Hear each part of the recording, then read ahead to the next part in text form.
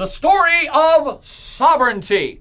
Now, sovereignty is a very complex issue which affects a whole lot of stuff that's going on planet Earth. So we're going to look at it in some detail here, kind of backtrack it into history and play it forward to see how it's changed radically in several different places right on up into the modern era. Let's just start with the basics.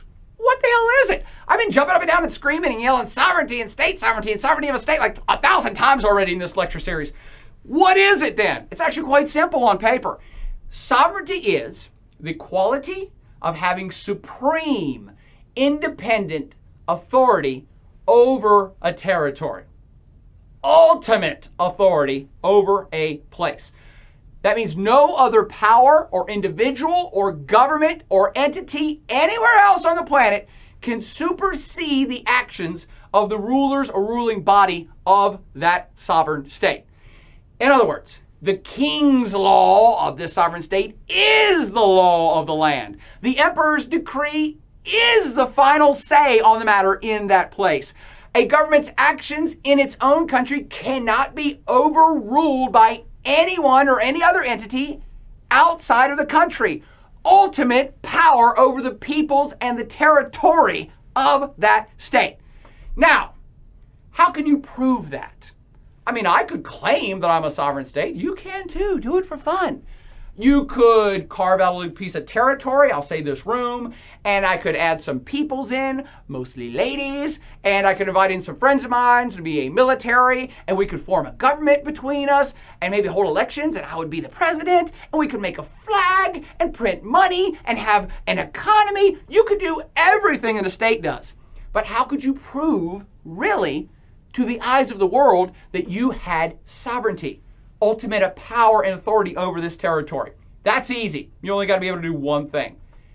Kill your own citizens. Oh, aha! Wow, that sounds radical. Why would I make such an extreme statement?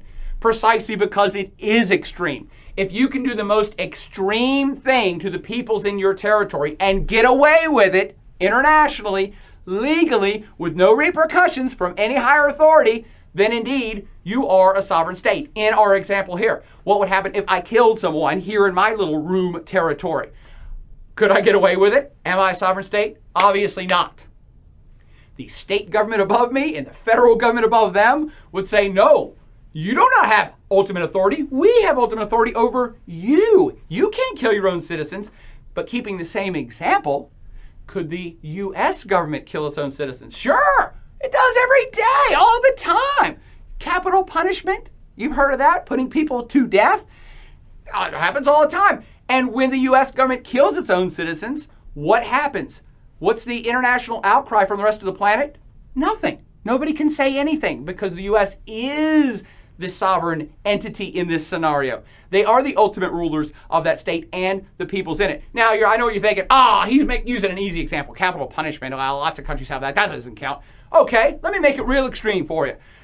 Let's not talk about people on death row. Let's pretend the U.S. government decides to drop a nuclear weapon on New Jersey. I know, many of us might laugh, but that would be pretty terrible for millions of people in New Jersey that would die. Now, whether the U.S. did it on purpose or as an accident, what would the international response be to that?